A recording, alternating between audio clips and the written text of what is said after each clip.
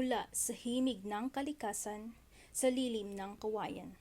Isang kwento ng pusong matatag, mapagkumbaba at handang magsakripisyo. Ngunit sa bawat pagsubok na nalalampasan, may panibagong lihim na lalantad. Handa ka na ba? Pakinggan mo ang bulong ng kagubatan. Isang bagong kwento mula sa bayang hinubog ng tradisyon, kaalaman at misteryo.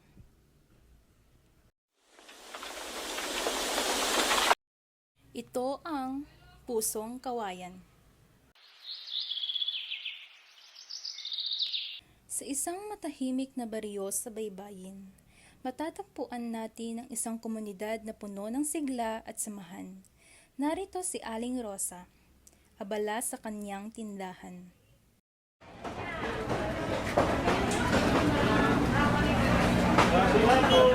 Bilhin nyo na ang mga kakanin, bagong luto at manilamnam. Rosa, baka mamaya muwi ng mga bandang hapon. Si Nena ay nagsabi na tatapusin niya na ang proyekto nila ni Bien. Sige Berto, mag-ingat ka at pasabi kay Nena na mag-uwi ng ilang gulay para sa hapunan. Oo, magkita tayo mamayang hapunan. Sa ibang bahagi ng baryo, naghahanap si Nena ng inspirasyon habang si Bien ay abala sa pag-aaral ng topografiya ng kanilang lugar gamit ang drone na kanilang ginawa.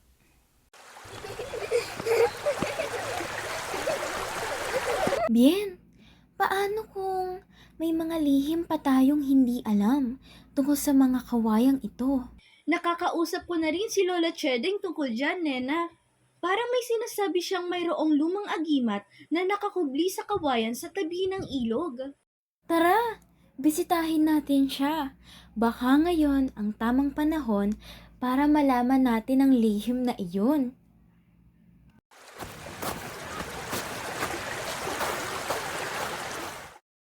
Haba kayo pala akong batang Nena at batang Bien. Ano ang maitutulong ko sa inyo sa ganitong gabi? Lola, gusto naming malaman ang tungkol sa sinasabi ninyong agimat o lihim na taglay ng kawayan. Totoo po ba ito?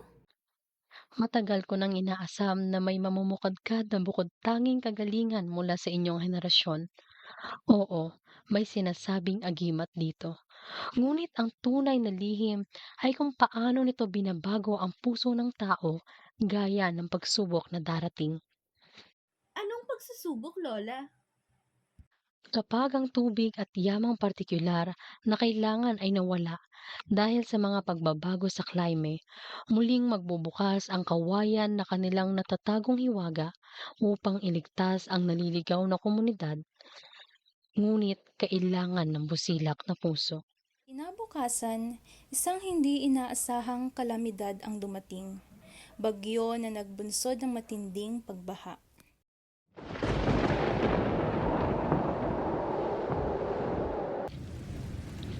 Gising, Berto! Ibang klase ang ulan. Baka umapaw ang ilog. Naku, Rosa, kailangan nating lumikas kasama ang ibang mga pamilya. Ama, nakuha naming i-deploy ang drone para masubaybayan ng tubig. Ang mga kawayan ay damdamin ang maaari nilang gawin.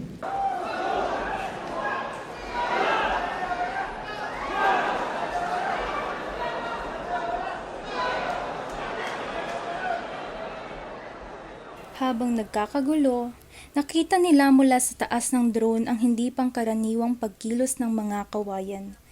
Parang gumagapang ito. Tila bumubuo ng natural na harang laban sa umaapaw na tubig mula sa ilog. Nena, tingnan mo to! Parang pumapagitna ang mga kawayan para harangin ang agos ng tubig. Tama ka, Bien. Ito siguro ang sinasabi ni Lola Chedeng. Tulungan nating ibalita sa lahat para makapaghanda sila. Tingnan mo, Rosa, ang kawayan. Tila binabantayan tayo ng kalikasan. Laking pasasalamat ko sa mga kwento ni Lola Chedeng. Hindi lang ito sumuporta sa komunidad, kundi pati sa kalikasan. Matapos ang bagyo, muling bumalik ang sigla sa baryo. Ngunit ang nangyari ay nagsilbing paalala sa kanila ng halaga ng pagtutulungan at pag-aalaga sa kalikasan. Ang tagal mo akong tinawag sa hangin, kaibigan. Akala ko'y di na kita muling maririnig. Salamat sa iyo, Lola Chedeng. Ang nangyari po ay hindi namin malilimutan.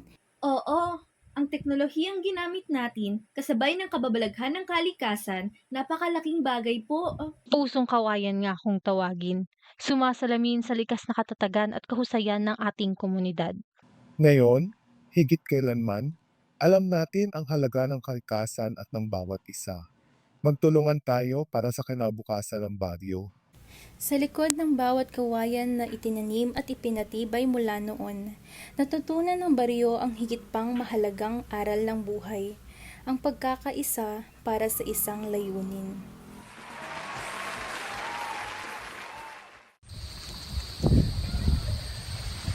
Sa katahimikan ng bagong umaga, may isang nilalang na unti-unting gumigising.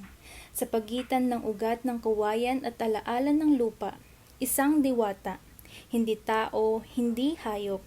Isa siyang nilalang na isinilang mula sa kasunduan ng unang tagapangalaga ng baryo at ng kalikasan. Panahon na. Ang baryo ay pumasa sa unang pagsubok. Ngunit ang tunay na pagsubok ay kapag ang tao ay may pagpipilian, kaligtasan o kapangyarihan.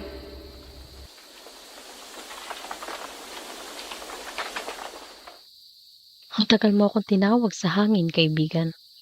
Akala ko'y di na kita muling maririnig. At ikaw, Chedeng, akala ko'y kinalimutan mo na ang ating panata.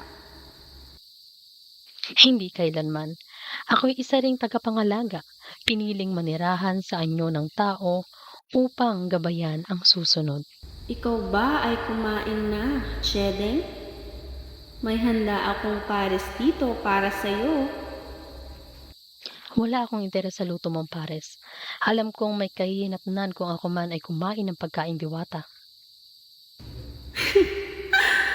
Naku, Chedeng, sa tagal ng panahong magkakilala tayo, di minsan hindi talaga kita mabiro. Nararamdaman mo rin, hindi ba? Ang paglapit ng tukso.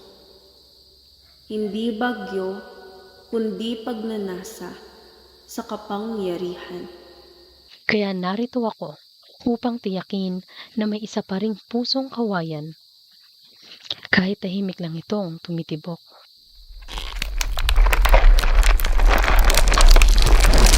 Ngunit may gumising na hindi dapat magising.